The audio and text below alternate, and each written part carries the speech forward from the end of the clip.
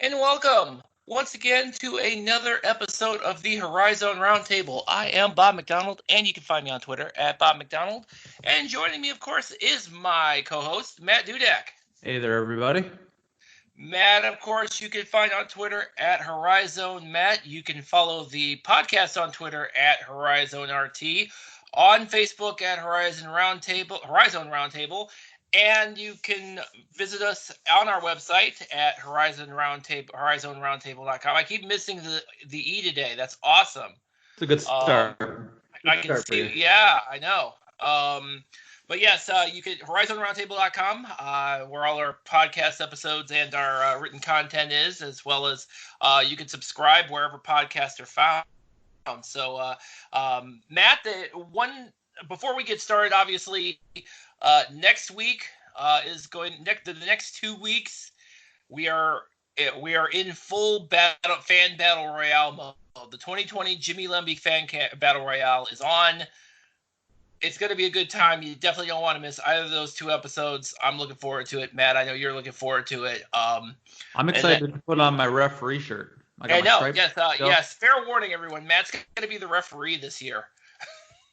Bringing some order to the fan battle royale.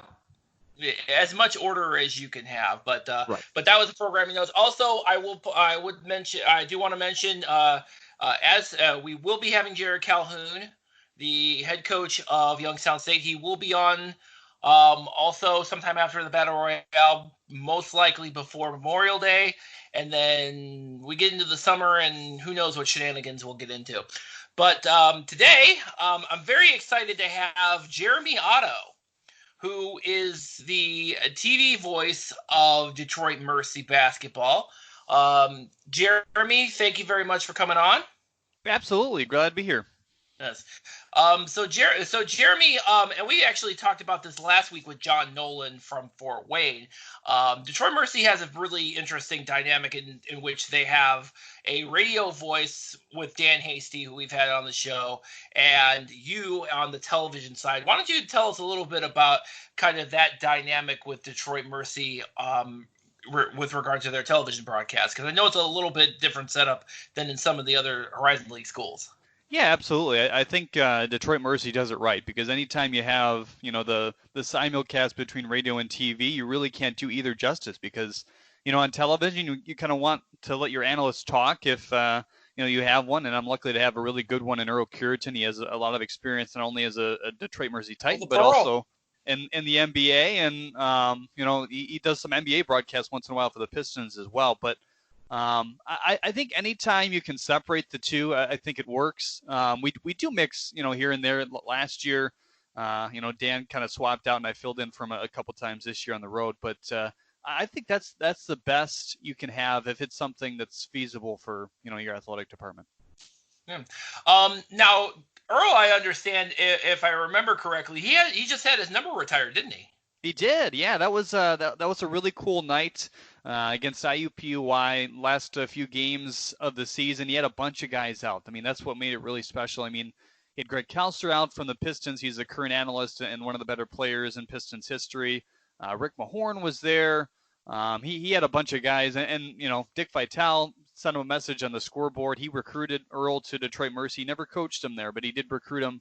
So it was really neat, not only to see all the messages that were put together, but also to see, all the former and even some current Pistons staff out there as well. George Blaha, the Detroit Pistons voice, did the ceremony. He was the MC. So that was it was a neat occurrence, not only for Titan fans, but for everybody involved as well. Nice. I'm sorry I said Earl the Pro. It's Earl the Twirl. My bad. Sorry, Earl. I apologize. Got your nickname incorrect. That was not a cool thing to do. But yeah, so yeah, we'll get a little bit more into this, but I want to actually talk about this a little briefly, because as we've discussed in previous episodes, a lot of the play-by-play guys have other sports that they cover. You are no different, or you would be no different. All right, yeah. Under normal circumstances. Sure. Yeah, I wish I wish I was calling some games right now. I was set to do the Michigan Stars. It's a new pro league here in Michigan out of the NISA League. If you're familiar with Detroit City Football Club, which is pretty popular here in the area and maybe a little bit nationwide as well because of their cheering section. They're also in that same league, so it's the first time that those two teams cross over from the MPSL. Which is kind of the semi-pro rank, so it's a new startup pro league. So I was going to do that for the first time this year. They're still holding hope that there's a fall season. My fingers are crossed on that. As long as there's high school football, I also call a Catholic League high school football game of the week one of the better leagues in the country. So that's always fun, and I have a Catholic League background as well. And I was doing a podcast for the Archdiocese of Detroit in the Catholic High School League before things went crazy. And yeah, kind of anything else I can pick up throughout the year. A lot of freelance stuff as well, some PA work. So I keep it pretty busy. Nice. So let's talk a little bit about. Obviously, we want to talk to you a little bit about a little about Detroit Mercy and kind of the season that they have, because it seems like the last couple of seasons it's been, for lack of a better word, the Antoine Davis show. Sure. Yeah, I mean it's interesting because you went into both years and you were wondering exactly what was going to happen. You didn't know how good Antoine Davis was going to be right away. And then you kind of come into this year knowing, from maybe the behind the scenes side that there was some injury bugs there. I mean, there was tendonitis in the elbow, which didn't help the shooting, and he wasn't able to shoot as much only in practice or in the off season. Then you had some knee troubles as well, which, you could physically tell he wasn't getting that same boost on his jumper. So that's why you saw him, at certain points in the season take a few less threes and go to the mid range, which he's very good at, and even drive the hoop a little bit too. I think the biggest thing for Antoine this offseason is to get a little bigger. Obviously, in a time like this, it's not easy to get up shots in terms of going to a gym, but hopefully, he's been able to hit the weights a little bit, and I think that's something that his dad, Mike Davis, has talked about in his first couple of years, and even that's something he regrets a little bit in terms of his development before college, and saying, hey, look, we focused on his skill, so his shooting, his ball handling, everything that goes into the basketball court that's not your physical properties. And he said on record a couple times, hey, look, I wish we would have, kind of bolstered him up a little bit more. But has it mattered? I mean, he's been top 5 in scoring. I think certainly in terms of durability, that'll help him if he's a little bigger the next couple of years. But yeah, you're right. And I think that's the main thing that we want to see out of this Titans squad is get some pieces around him, because you saw Greg Campy triple team him and double team him in the last 4 matchups. We've seen every team virtually double team him at least some point in the game. So the more you can get a ball handler that you can count on, and another big guy down low to kind of go aside Chris Brandon, I think this team is, going to raise some eyebrows maybe this year. And so I think that's kind of a thing we haven't really talked a lot about specifically, because obviously we've been talking a lot about, some of the other teams that have added new parts. In the case of IUPUI, we don't know what's going on over there. But Detroit Mercy is a little bit more of an interesting situation because we don't know a whole lot about who they got coming in terms of kind of depth. And as you mentioned, depth was kind of an issue last year. Also that second scoring option, it seemed to be quite an issue last year as well. It seemed like you had times where you had a Marquise Moore or a Justin Miller step in, but by and large it was relied upon with Antoine Davis and a lot of scoring volume, and that didn't really net the very good results for you, for Detroit Mercy. So I'm wondering if you could shed a little insight as to, kind of the direction that we can expect Detroit Mercy to go next year. Sure. So I think the biggest thing right now is, with Antoine, entering his junior and senior season the next couple of years is get as many experienced guys in as possible, because he, like anybody else, wants to win. He's not used to these sub 500 seasons. Certainly in the non-conference, when you look at his Indiana record, you're like, oh, that's not that impressive in terms of non-conference. But you look at conference and Texas Southern and UAB, like that is where he makes his money in terms of winning ball games and qualifying them for the NCAA tournament. That's why you're going to see Detroit Mercy play Kentucky next year. Yes, there's the Brad Calipari connection, and that's not a confirmed thing. So I'm not saying, hey, the official athletic department word is that they're playing them, but obviously that's circled on Twitter on some reputable sources. But that is why you see him play those teams. That's why you saw him play Gonzaga, the number one team in the nation last year. He wants them to be the best they can towards conference. And, I award him that because there's certainly some head coaches out there that say, hey, I'm going to get a bonus if I get 20 wins. So I'm going to stack up as many fluff non-conference games as possible. That means I'm going to play 3 or 4 NAI schools. Mike Davis won't do that. I mean, he's concentrated on, he doesn't necessarily care if he wins in the non-conference. He wants to bolster the other side. So he's looking, for those fifth-year transfers. He's gotten a pretty good one from what I understand in Marquel Frazier. He won't be a scorer. He can defend. He can, more importantly, handle the basketball. And that's something that they want to do. That's something all of the first year of Antoine Davis, they said, hey, look, we got to get a ball handler in here so we can get him in a shooting space where he doesn't have to, take it up the floor and get all those assists that he was, made to do, I guess, in the last couple of years. So Frazier's going to help with that. Hopefully they get another big piece down low. It's kind of, question mark still who they're going to get, but I know they have their hands on a lot of baskets right now in terms of offers. But it'll be interesting in the next couple of weeks. And obviously with this situation with everybody, it's not an easy world to recruit out there. That's kind of what I've tried to dig in on my podcast as well, as what's it like to recruit? What's it like to be recruited? It's such a weird time. Sure. Jeremy, if you don't mind, I got a couple questions about Detroit Mercy recruiting and all that. And obviously, I know you're not, in the middle of it necessarily, but you might be able to shed a little information. We've heard a little bit of rumors about, there was the APR ban last year. To your knowledge, or are you able to speak on, is Detroit Mercy clear for next year? Are we good going forward? Yeah, I mean, that's a 1-year sanction. So we should be all good coming into this year. So that was the thing, and that was something that hurt, Detroit Mercy, because that's something that comes out, right around peak time when you're looking to get your roster together, get them on campus. And there was a few transfers from out of the country even that they were looking to get at the mid-break there, and that hanging over their heads, that certainly didn't help. So that's a 1-year thing, and hopefully on to bigger and better things this year in terms of that. And then my follow-up is, last year there was a lot of conversation, at least on Twitter, amongst us fans about, the way Mike Davis was speaking. And he speaks candidly, which I appreciate. I'm an Oakland person, so, I'm used to Greg Campy. I appreciate the candid speak, but Mike Davis really kind of seemed to be throwing a lot of his team under the bus. Do you think that hurts him in recruiting when other players hear the way he spoke about his team last year? I don't necessarily think so. I think Mike Davis has a really good reputation around college basketball.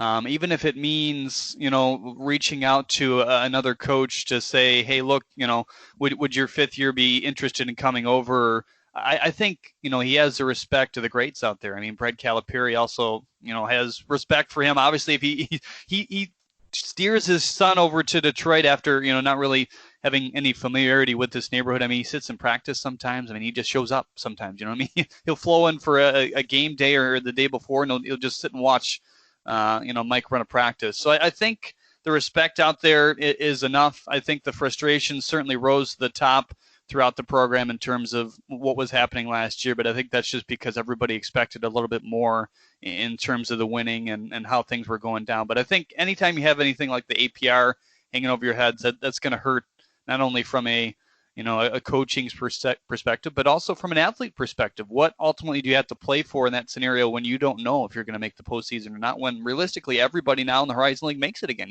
So it's certainly a frustrating time in terms of that. Sure. Obviously, you mentioned Brad Calipari a couple of times. Obviously, Brad Calipari and Dwayne Rhodes Jr., the only non-scholarship players, obviously, who did get some playing time last year. Brad Calipari significantly. Both of them showed a couple of flashes of brilliance. What do we expect from them next year? Obviously, Brad Calipari's got his signature has been the shot beyond the arc, and Dwayne Rose has come in. He's come in a few games and has made some contributions. What do you expect from those two next year? Especially given the fact that they're in a position probably not like some of the scholarship athletes, though they are still obviously contributing members of this roster. Yeah, I mean, starting with Rose first, the biggest thing for Dwayne is consistency. I mean, you saw him, especially later in the season, pop off some 20-point games, and he's at his best. And the coaching staff thinks he's at his best when he's driving the basketball. They don't want him necessarily shooting the mid-range or the three. They think he's best at attacking, drawing fouls. And when you look at his free throw rate and how he gets to the hoop, it says, yes, he should be a guy who's driving. And he's one of those guys that helped Detroit Mercy being one, top in the nation in terms of free throw percentage. So that's a guy who, if you get a couple more shooters, you're going to allow to free up and drive the basket. And whether he's a starter or somebody who's more of a sixth or seventh man coming off the bench, I think he can be a viable piece. He just needs to piece it together and night in, night out, show that same amount of energy and effort. Like Mike Davis likes to say, he's big on those two words. In practice and in the game that shows Mike that he should be out there consistently. And I think towards the end of the season, you certainly saw that. As far as Brad goes, I mean, he's a guy who's almost a pure catch and shoot guy. I mean, he's not a guy that you want necessarily coming off the dribble. He's not a guy who's going to handle the ball up the floor. But he was used almost as a decoy last year, and that's a shame because he is such a good shooter. And you look at his percentage go down as the season went on because literally there's always a man or a hand or two in his face. I mean, you think about it, Antoine Davis, Brad Calipari are the two guys who were a threat from deep range. There wasn't really anybody else. I mean, there's some guys like Dwayne Rose that were consistent driving, and once in a while Justin Miller would have a good game from three as well. But the more you put a couple more shooters on the floor and maybe bring Brad in key situations to shoot, the more he'll be successful, and the more you can, kind of shelter those double teams away from him, I think the better he'll be as well. Sure. So I wanted to talk a little bit, obviously, we talked a lot about Detroit Mercy, obviously, but I wanted to talk a lot about your current podcast. As we've mentioned, a lot of your cohorts in the Horizon League have been finding ways to keep busy during the off season, especially considering most of them are supposed to be doing play-by-play for other sports, which of course don't exist at the moment. Best example being Mail Time with Neil Rule. But you've gone in a little different. You've gone in a considerably different direction with this podcast, The Absence of Sports. I guess my first question would be, what was the thought process behind putting this together in the first place?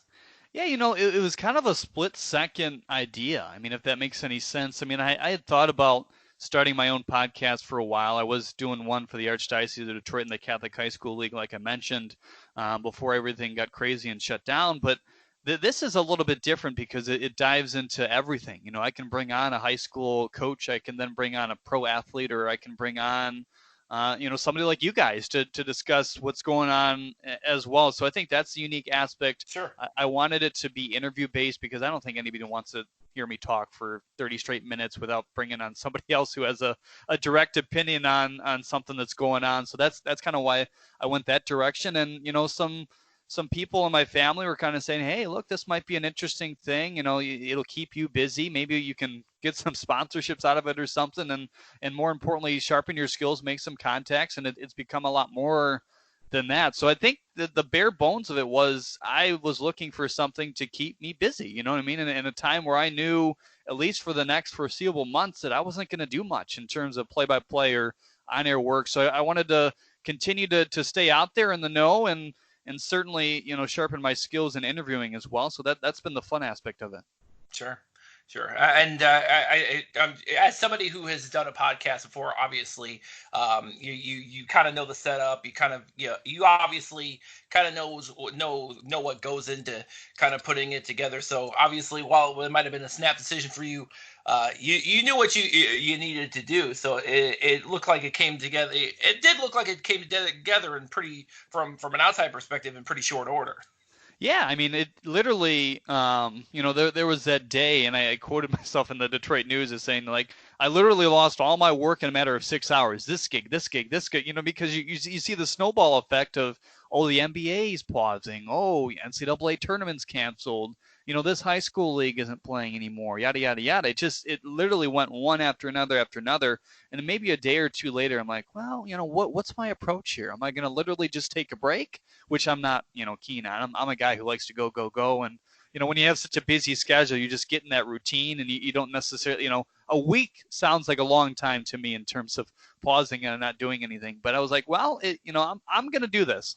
So I think that night I texted Dan Dickerson and said, hey, would you mind coming on? He said, sure. I talked to a voiceover guy. He recorded a voiceover for me that night. I created an intro, and then the next day I think I recorded the interview and slapped it out there. So as I've said to other people, it's like I went in not knowing how many I was going to do based off of, how, number one, how long is this going to last? Is it actually going to last as long as people thought at that time? I think, no, there's no way this thing, drags on for 2-3 months. Now, who knows how long we're not going to have sports for. But, and then the other part of it was like, how many guests relevant can I get on? I don't want to be just interviewing Joe Schmo because is anyone going to want to listen to that? So sure. that and the fact that a lot of people and the response rate has been very high has made it an easy thing, I guess, to keep going. Yeah. Bob, we need a voiceover guy. That's what I just got. You know what? Yeah. It adds a nice element. It would take our podcast up and out. There you go. Yeah. Yeah, Jeremy. Yeah, if you want to do our intro and outro, Jeremy, the spot is open. Sure, absolutely. Yeah. Well, but you bring up. I'm glad you brought that up because obviously, from our standpoint, this is kind of how we've mentioned it multiple times since the shutdown started. Is that in our off season, unlike yours, obviously, your off season consists of so many other things. Our off season, it's not. It's the only difference between this year and any other year is our off season just started a lot sooner. But I can definitely appreciate the fact that when trying to come up with some content, Matt and I are always having conversations about who we want to get on the show, who we want to get on the podcast, and and we can appreciate having that brainstorming that only you do it by yourself, obviously, and that's. But you've come up with quite a few, you've definitely come up with some quality guests, and I noticed that a lot of yours obviously are obviously focused primarily on the folks in the Detroit area. I did notice it. Did see that you've talked to a couple of people out in the Toledo area, but I actually wanted to ask you about the conversation you had with Gus Johnson. Yeah. Gus Johnson, who I fully obviously, if you don't know who Gus Johnson is, my God, people, where have you been? If you listen to sports, you got to listen to Gus Johnson do play-by-play at any point in time. I miss him on the NCAA tournament broadcasts, but now that he's over at Fox Sports. But how did that come together exactly? If for somebody who hasn't listened to the podcast, how did that conversation initially come together? And I know he does have some local ties, but how did your initial conversations with him go to get him on the podcast initially? Yeah, so sure. He went to the same high school as I did, so we both went to UD Jesuit High School and Academy. If you don't know about UD, it's a very alumni-oriented place. There's a lot of pride behind it. I mean, you'll often see alumni go back to games on a regular basis like it's a college team. I mean, Cassius Winston graduated from there, so just to give you perspective on a little bit of that, and you listen to Gus's play-by-play once in a while, he'll mention, hey, a proud UDJ alum, he'll plug the school sometimes. So in terms of asking that, I mean, Jordan Morgan is also a fellow UD Jesuit grad, and I had on Pat Donnelly and Colin Donnelly, two people involved with the school already there as well. But so the school actually helped me out. A couple people in the development department over at UD helped me connect with Gus. I had met him when I was like a sophomore in high school because he got inducted to the Catholic High School League Hall of Fame. But other than that, nothing in terms of, and I haven't been talking to him consistently or anything. So Gus was nice enough to say yes, and we kind of laid it down about a week later. So that's kind of how that got put together. U of D Jesuit has a really good broadcasting program too, don't they? Yeah, it's funny because I was a freshman at UD Jesuit and sitting in our homeroom kind of in the middle of the day, and they put an announcement over the PA that said, hey, look, any John Madden or Al Michaels impersonator, come to this room if you're interested in sports broadcasting. I'm like, maybe. It's something that I'd kind of had an interest in the last couple years leading up to that, and At first, as a young freshman, I only wanted to do color analyst for some reason. And one time, 2 seniors didn't show up to a game, and all of a sudden, I was doing play-by-play, and it kind of grew from there. I was kind of president of the club, quote unquote, by the end of my freshman year, and took it as something I wanted to do as a career all of a sudden. So that's led to that, and it's been cool to track other guys that have come after me as well. Jack Snovice, who came in when I was a junior as a freshman, has done some stuff at Big Ten Student U. He's now at the Flint Firebirds, done some good work. A couple seniors who just graduated a year ago were freshmen this past year and did a lot of stuff with BTN Student U, which is impressive because normally, freshmen, that's not something they're able to work on. And then, you have the connection with Matt Derry and Chelsea Estes, 2 people who have done some stuff in the Horizon League with Oakland. Matt Derry was their former color commentator for a while with Neil Roll. He's since moved on to Eastern Michigan basketball, and Chelsea does some of their sideline reporting right now. So there's a lot of ties to broadcasting there, and it's really cool to see that program continue to develop and evolve as the years have gone by since I've left. I mean, it's definitely cool to see a high school program turning out people that are interested in that world. So good on them, and obviously it's worked out really well for you. I want to jump back to your podcast a little bit, if that's okay. About a week or 2 ago, you had on a really interesting guest to Horizon League fans. You had Trey Maddox on. How did that play out? How did we get to that point? Yeah, I mean, I always wanted from the start to talk to players. I didn't know how likely I was to land them. I've been fairly successful, which I'm happy about because I think that's mostly who people want to hear from. Sure, coaches, sure, broadcasters, but players are right in the thick of this thing in terms of trying to rev back up if we do have a season for, any sport you talk about. So he was a guy that I had said, look, wow, he's transferring from, Oakland to possibly, bigger, higher major type program. So I thought, let's, dial him up and see what it's like to, transfer in a time like this. I don't think it necessarily compares to somebody being drafted right now in the NFL because, he doesn't necessarily need to go and work out for a team per se, but still, as somebody who's transferring schools, you want to see the campus. So that's become all virtual for the most part. And who knows how long that's going to have to be like that. But I think he really had an interesting angle. And, as a fellow Horizon League athlete, I think that was, not that I was an athlete, but somebody that I cover, I think that was, kind of why I gravitated towards him. After having spoken to him, and obviously, I mean, we all listened to it, and he talked about some of those schools. And then he committed to Cal State Fullerton. Just were you surprised by that after your conversation with him? He didn't narrow it down, pinpoint as to who offered him. He said he had 7 offers at that point. He gave me 3: Oregon State, Temple, and one other one that I can't quite remember right now. But no, not necessarily a surprise that he committed over there. Maybe a little bit of a surprise that he went so far.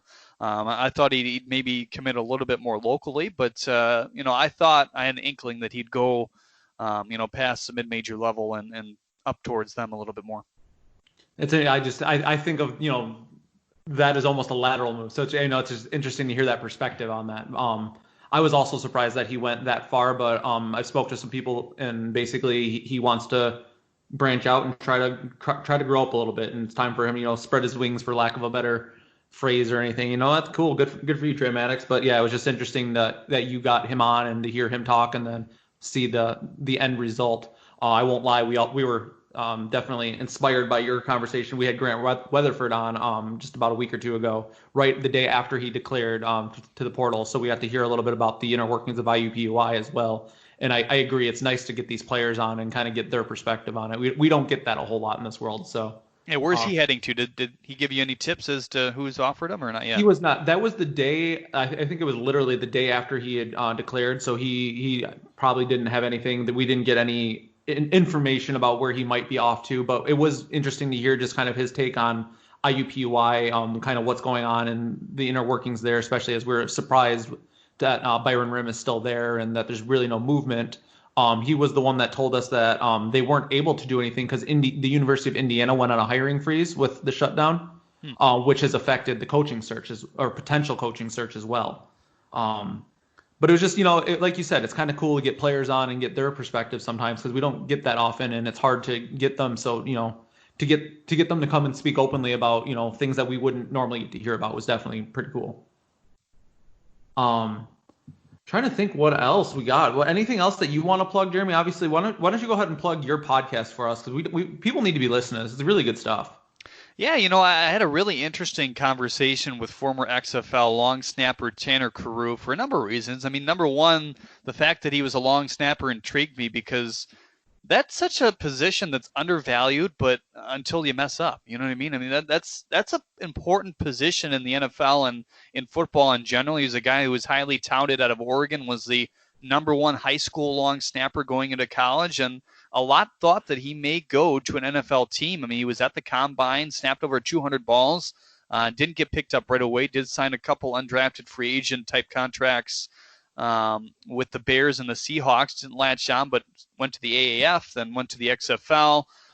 Seemed to be enjoying things there. And I think the biggest thing when it comes to that, because that was a storyline that really intrigued me, and I might dig into that a little bit further later in the podcast with some other guests, but every player in that league was shocked that the XFL shut down like that, because the message a couple weeks prior had been, look, we are shutting down because of the coronavirus. We had a good run at it, better this time. It was less hokey, than the XFL tried to be the first time around. So I think that combined with a lot of things was very surprising for him and a number of XFL players, and that made an interesting conversation. And obviously talking about his position, what makes a long snapper good. And we also hit on, hey, do you think another league like this can be successful? He kind of thought it would. And another interesting aspect was I asked him a question about, and I don't want to give everything away. It seems like I'm pouring out on all the content here, but you want to listen to what he said. But another interesting thing that he gave an interesting answer for was,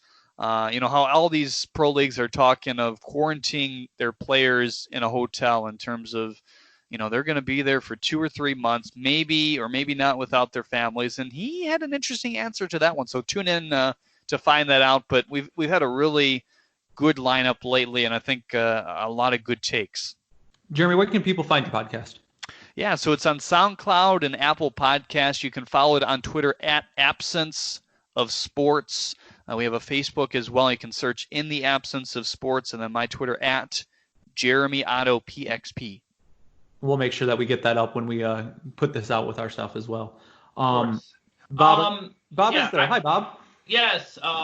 Yeah. So, I had some technical difficulties, and of course, Bob never has any technical difficulties if you've listened to this podcast at any point in time. I did notice one of the questions that I did have, because you actually, like I said, you pretty much run the gamut in terms of your interviews. I know you talked a lot about the your discussion with Trey Maddox, but I also wanted to talk a little bit about. The one question I did have was related to the interview you did with Monica Abbott from USA Softball. Mm-hmm. And it seemed like she had a very interesting story, kind of a unique perspective on a lot of different things. Specifically, I don't want to say disasters, but disasters. Yeah, she joked that the disasters are following her around, which I think it gives certainly an interesting perspective on how you handle a situation like this. And she said, "Hey, look, this is a little different." We were kind of able to play through a little bit of that after, a day or two, but now it's like there's nothing. And she's in a really interesting position right now because she's the leader of Team USA. She's one of the older players. She doesn't really expect to play in the next Olympics after that. So she provides a nice perspective on what it's like now being the leader, because the first time, you got to remember, softball was canceled for a while in the Olympics, and this was its quote-unquote trial period to come back. There will be no Olympic softball in the next cycle. The cycle after that, they're going to bring it back. Okay. But this is kind of her last shot, and she was the rookie the first time around, so it's totally different. I mean, she has all this professional experience. She's the first U.S. woman to earn $1 million contract, which I think is awesome. And I didn't know that before, I started digging into some research on her, but I thought that was a real cool aspect as well. But, she had some interesting things to say, and I'm excited to watch, Team USA next year as well in terms of hopefully having the Olympics. Fingers crossed here.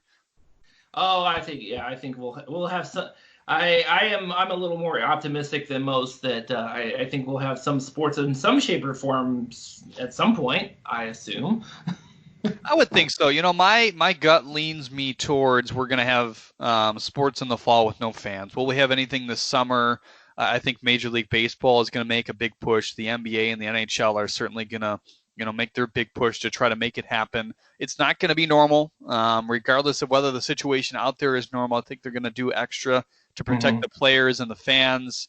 And whether we have fans even in basketball season, you talk about some of the people around, they're wondering whether that's going to be the case. But I'm optimistic as you are that we'll have something on the floor. Who can see it and where they can see it, that's going to be the bigger question, I think. Sure. Now I know we had the NFL draft coming up. We had the NFL draft coming up recently. We just had the NFL draft, and I know you had mentioned on the podcast account that you were interested in having that discussion in the near future with somebody about the NFL draft. Is that something we get to look forward to? I'm hoping. I can't promise it right now. I did reach out to a few people I know, local high schools that have one of their athletes picked. This particular high school has two. So I'm hoping one of the two comes through. Obviously, when you deal with professional football players now, you're going to have to deal a little bit with PR. So I'm not sure whether I'm going to have to navigate that or because they're brand new and fresh and we're in a little bit different time, whether that'll be the case. But I have a good lead, and if this one doesn't work out, I'm going to try again. So hopefully in the next couple of weeks you'll see that. I think that'd be really fun. Okay. And I wanted to circle back to one other thing. You actually did. I did hear you that you mentioned Matt Derry in one of your when you were talking about your roots at UAD Jesuit. I know from a local, because I'm originally from Cleveland. I know Matt and his brother TD actually have their own Cleveland Indians podcast on the Waiting for Next Year's platform locally in the Cleveland area. Did you give you any tips regarding the podcast at all? Or not just this one, obviously, but the one you've done for the Catholic schools. Sure. I've gotten a lot of tips from other guys in the Detroit area. Sean Balasian has been a guy who's been really nice in terms of what he's offered to my career. Dan Dickerson has been a big guy there. I've had a lot of, contact with people locally, and they've all said really nice things. And sometimes I want them to say negative things, as stupid as that sounds, so I can improve, you know what I mean? Sure. But, there's been a ton of guys in the area who have helped Tom Lango and Ken Kolb on the backside as well in terms of Student Broadcast Foundation and what they did early on for my career. But yeah, I've had, nothing specific necessarily to tips on this podcast, but I've certainly had a lot of people who have helped me along the way. Sure. Those are really, I think those are basically all the things I wanted to jump in and ask about. Now, and you mentioned already that the Absence of Sports is on SoundCloud. You're also on Twitter at the Absence of Sports. Absence of Sports, not the absence. Don't add the in there. That's just a silly thing for me to do. And of course, we can find you personally on Twitter at Jeremy Otto PXP. Yep. Anything in terms of podcast up to date, that's the best places to find it. Apple Podcasts, SoundCloud. I thought about expanding it a little bit to some other avenues, but that's TBA, I guess. And seeing how long all this is going to go on. Hopefully, maybe we can even continue the discussion after sports come back and as they start to come back as well. That is true. Yeah. Although I suspect once sports get back up, you're going to get considerably busier. Hopefully, yeah. I think by the time they do come back around fall is one of my busier times, and certainly that bleeds into winter and prep for Detroit Mercy. So right around that time is when it starts to get crazy for me. So hopefully we're dealing with that in a good way. Sure, definitely. Well, Jeremy, thank you once again for joining us. I know my technical difficulties made it a little herky-jerky, but we came on through. That's okay. I know what those are like. I've had a few of those bumps down the road, not only now, but certainly, all throughout the career here so far. So that happens. All right. That's going to wrap it up for us this week. Like I said, as always, you can find episodes of the Horizon Roundtable on our website, horizonroundtable.com. You can definitely find us wherever you find podcasts. We might have an offline discussion about where you can put your podcast, because we're everywhere now. So sure. But some are easier than others. I will just kind of disclaimer that. But yeah, so you can find us wherever you find podcasts. Please subscribe, of course. And of course, my favorite thing is you can find us on your Google or Amazon devices. And I keep saying, I not Apple, because there's no such thing. But that's going to do it for us, everybody. And thank you for listening. And don't forget, next week, we're starting our 2 episodes of the 2020 Jimmy Lemmy Fan Battle Royale. You definitely don't want to miss that. So stay tuned.